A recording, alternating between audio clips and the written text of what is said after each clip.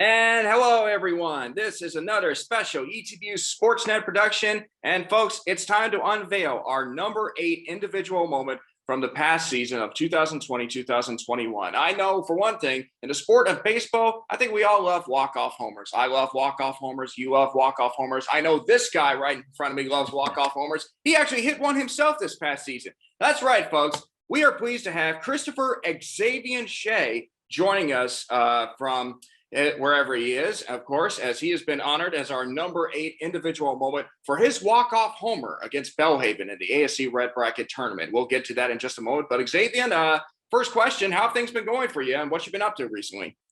Well, lately I've been playing summer ball with a team called Texas Freedom.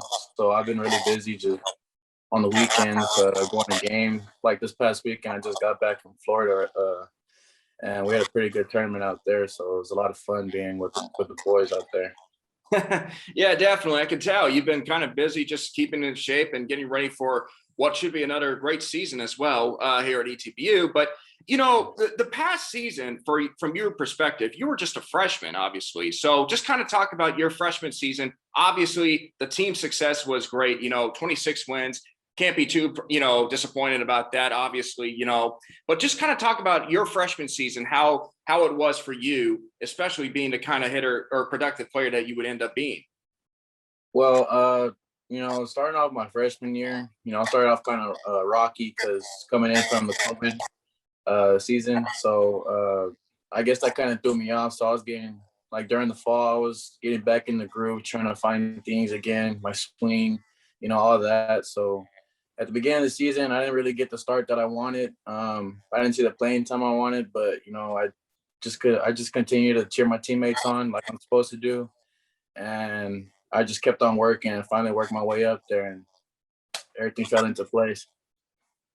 Yes, indeed. Obviously, you kind of really were productive in your mid-season form. You finished with the 376 batting average, 32 hits, 14 RBIs. So you were really were able to make a big production, even though you were kind of thrusting into the lineup late. Started off as a number 9 hitter, and then you kind of got into the number 1 spot. Just kind of talk about, obviously being a number 9 and being a leadoff hitter are two different things for you personally. Yeah. Just talk about your perspective of being in those slots. Like you started off as number 9, and then you were the leadoff guy. Well, I back in the day, I used to be a leadoff hitter, so it wasn't nothing new to me. But I knew, and over here at ETBU, I had to get my job done and do the jobs I'm supposed to do as I'm batting number 1. But yeah, it just I was kind of I've been in that situation before, so I knew what I had to do, which was get on base, be pitches to my teammates, and you got the hang of it, I guess. Yeah, definitely, for sure. It's kind of crazy, like watching this team. Like this was a team that last year, prior to your arrival, they only won 3 games before COVID-19 hit. And then to have 26 wins, a big turnaround, a big reason for that was the youth movement. I mean, you guys are freshmen. You're supposed to be learning about the college game, and yet you're already making contributions like you're veterans on the team as well. What does that do, like, to have a bunch of freshmen like yourself being big contributors to a team that's expected to be veteran based for next season as well? Well, first of all, I just gotta say none of that would have been possible for the seniors and the people that have been there, and the coaches that really showed us what had to be done, really pushed us to get where we needed to be. But I think for the next season coming up, we're set. We know we got the same people coming back. We know what we had to be done, what needs to get done, and we're just hungry to win more. Indeed. And, the funny thing about this season, there was just a period where you guys were kind of sort of in a equivalent for a pennant race as well. And then it came down to the last weekend where you had to win a critical series, and then you had to get some help, which you were able to do just that.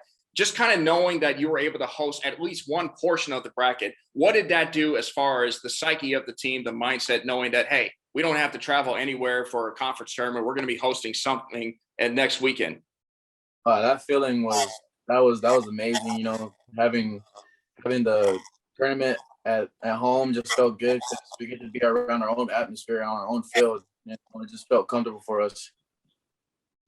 Absolutely, indeed. And so first game of that tournament. This is the moment that we're bringing up as far as why you're on our top 10 list. So the first game, you're taking on Belhaven University, and this was one of those tightly pitched ball games. It was a back and forth affair, pitcher's duel. Yes, you got Jake Miller hitting a home run as well, and then of course, Belhaven tied the game, and then it went into extra innings or so, and then you had already seen their pitcher from previous weeks, obviously, and you had some good numbers against him, but he sort of made his adjustments. Just kind of talk about, as a player, when you're involved, when you're a hitter and you're struggling to put together runs, does that kind of put pressure on you from a defensively to try to answer the pitching duel that's going on?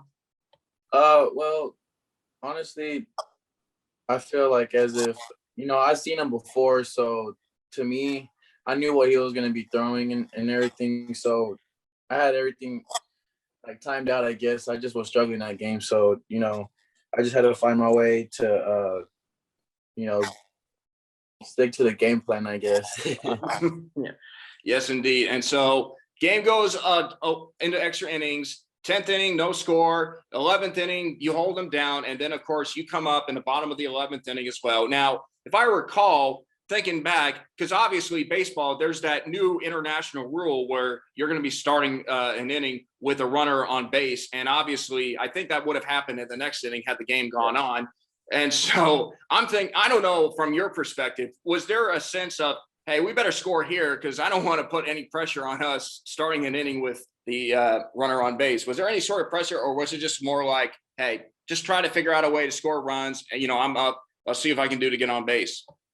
Yeah, honestly, all that was going through my head was, I've been struggling all game, just find a way to get on base, just do your thing. It's just a game. Be relaxed, be comfortable up there. You played this game all your life. Just go out there and just have fun. That was a game plan when I was at that at bat.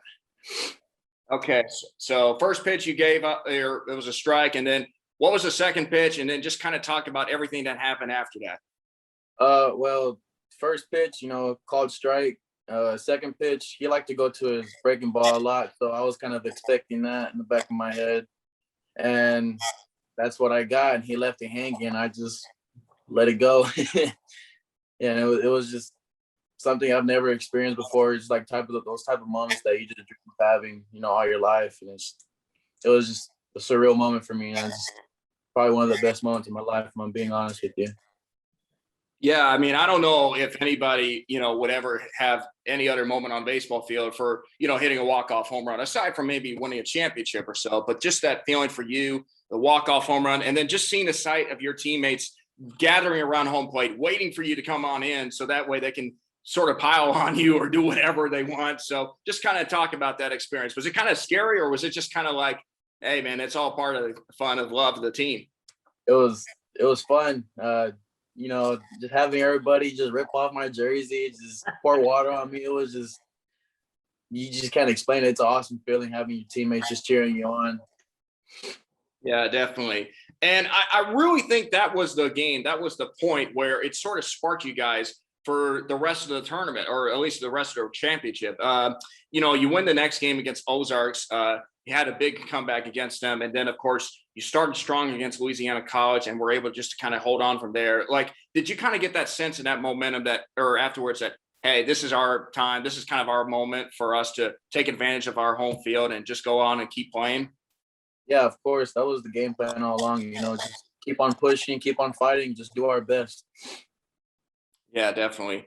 And, I talked to Sayers Collins a couple of weeks ago because he's also on this list. And one thing that he pointed out was, when you got to the Gold Championship Series against Texas Dallas, it was almost kind of like you were sort of in the moment where maybe that moment just kind of got too big for you in a way. And not saying that was a big reason why, but certainly, you hadn't been there in quite some time. But just kind of talk about from your perspective, was that kind of like, hey, this is, it's not easy to get there, but once you got to get there, we kind of have to, we understand now what it's like to be there so that way we can execute for next season? Yeah, we got a taste of how it feels, to get there. And, me being as a freshman, being there my freshman year, I was kind of nervous, I'm being honest, being there my freshman year and starting. But I feel as if next season coming up, I'll be ready for that moment, and I'll be ready for it. Yeah, definitely. I felt like, you have the poise of a freshman because, you hit that leadoff triple in the first game of that championship series, and that seemed to really be a big spark. Obviously, it was a bit short-lived, but, I definitely look into this team. I feel like now that you had this experience, like it's going to be in the back of your head. So now with a year under your belt, what are you hoping for from your perspective to really, be a contributor or be some sort of leader, especially to the newcomers that are probably coming in to this class or next season? Well, honestly, I'll just keep working hard, keep talking to my players, be there for them, help them in any way I can, be the best teammate that I can be, and just continue working hard on and off the field, be a good person. That's all I'm trying to do. Absolutely, indeed. All right, Xavier. Well, congratulations on a great season and for being on this list. And looking forward to seeing you back on the field next year. Thank you so much. I'm ready to be back. All right, that's Xavier Shay. I'm Kenneth the KROCK Cline. Tune in next time as we will unveil our number 7 individual moment of the 2022-21 season.